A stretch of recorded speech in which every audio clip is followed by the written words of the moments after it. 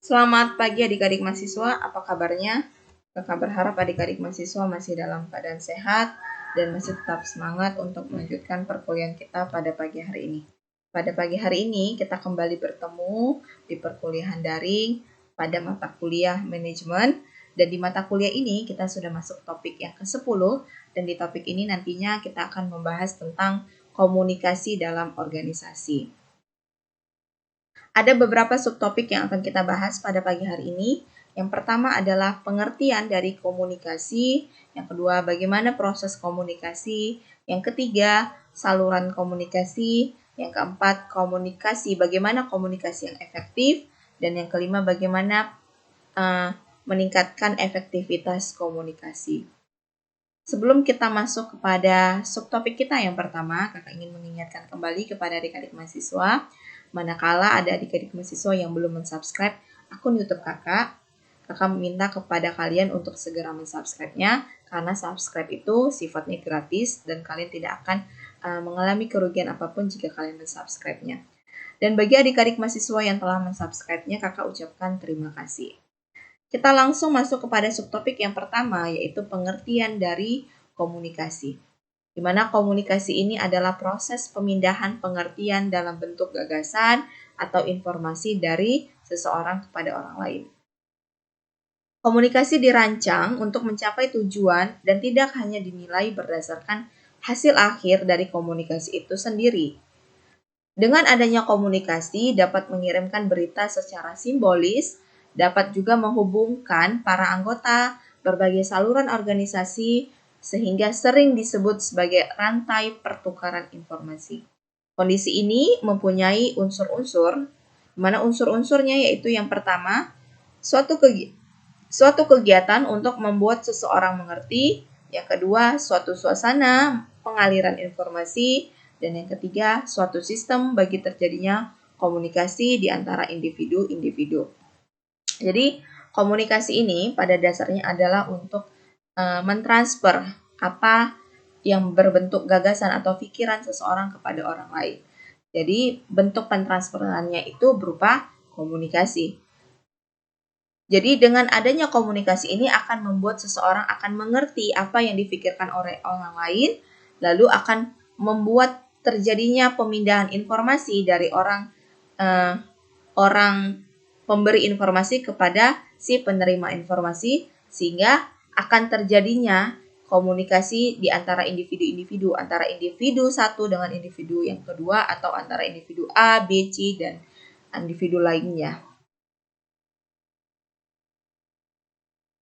Lalu bagaimana proses komunikasi? Proses komunikasi yang pertama adalah model komunikasi antar pribadi atau antara satu orang dengan orang lain. Jadi prosesnya itu adalah pengiriman. Pengiriman ini adalah si pemberi informasi, dia akan mengirimkan berita melalui komunikasi, baik itu secara lisan ataupun tulisan, lalu berita ini akan tersampaikan kepada si penerima. Di mana model ini menunjukkan 3 unsur esensi komunikasi. Apabila satu hilang, maka komunikasi tidak dapat berlangsung. Jadi, jika tidak ada pengirim, maka tidak ada informasi yang diberikan atau tidak ada berita. Begitu pula jika tidak ada penerima informasi tersebut, maka berita tersebut tidak akan tersampaikan. Jadi, ketiga unsur ini itu saling berkesinambungan. Apabila salah satu hilang atau tidak ada, maka tidak akan terjadi komunikasi. Lalu proses komunikasi yang kedua yaitu komunikasi organisasi, di mana proses komunikasi organisasi ini sama saja dengan komunikasi antar pribadi, di mana prosesnya itu sama saja seperti ini, adanya pengirim, adanya informasi atau berita, dan adanya penerima. Bedanya, efektivitas komunikasi dalam organisasi ini dipengaruhi oleh beberapa faktor khusus, di mana faktor khusus tersebut menurut Raymond adalah yang pertama, saluran komunikasi formal. Yang kedua, struktur wewenang organisasi. Yang ketiga, spesialisasi jabatan. Yang keempat adalah kepemilikan informasi. Jadi, pada dasarnya proses komunikasi antar pribadi dengan proses komunikasi organisasi itu sama saja. Yang membedakan komunikasi tersebut atau informasi tersebut bisa tersampaikan kepada si penerima itu dipengaruhi oleh faktor-faktor lain. Faktor yang pertama adalah saluran komunikasi formal. Yaitu maksudnya apa?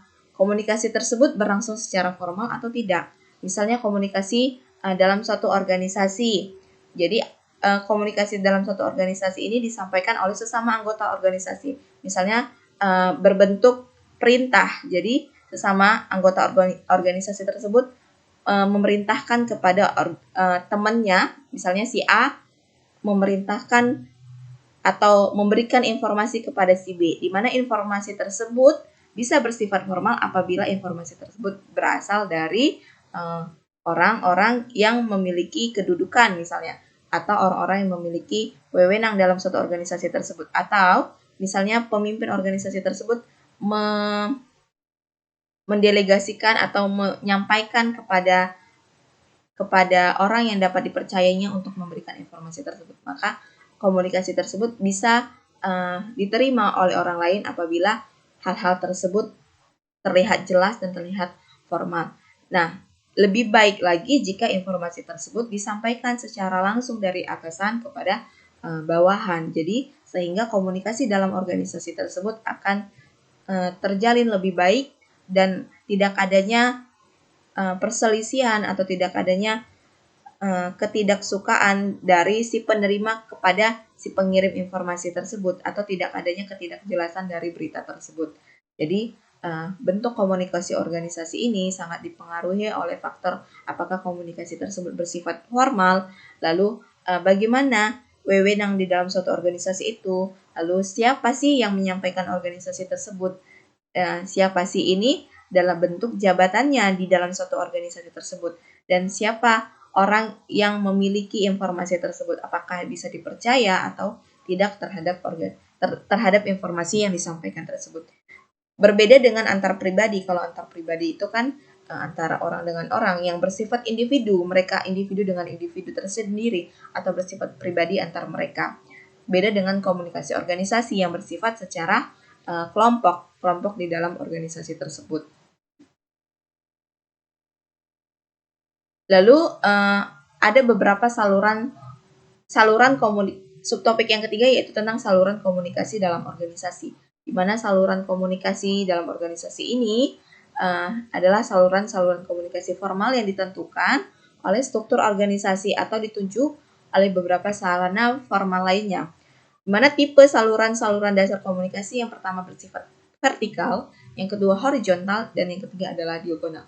Jadi saluran komunikasi ini maksudnya adalah siapa yang menyampaikan komunikasi ini dalam struktur organisasi. Tadi kan struktur organisasi itu kan terdiri dari pimpinan atau direktur, lalu di bawahnya adalah manajer departemen A, departemen B, departemen C, dan departemen D. Lalu di bawah manajer tersebut adalah karyawan-karyawan yang menjadi binaan mereka. Jadi saluran komunikasi formal ini adalah bagaimana komunikasi dari atas, dari direktur itu dapat tersampaikan kepada bawahan, sehingga caranya adalah dengan cara si pemimpin atau direktur tersebut menyampaikan dulu dalam lingkup manajer, lalu manajer itulah nantinya yang akan menyampaikan kepada si bawahannya atau karyawan yang berada dalam binaannya.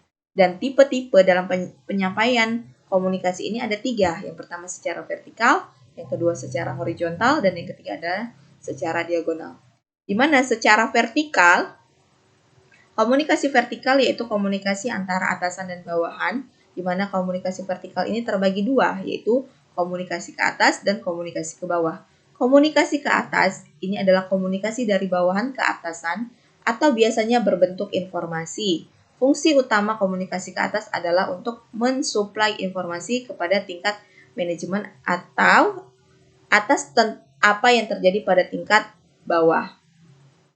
Lalu komunikasi ke bawah yaitu dari manajemen puncak atau atasan ke tingkat-tingkat manajemen sampai ke karyawan bawahan.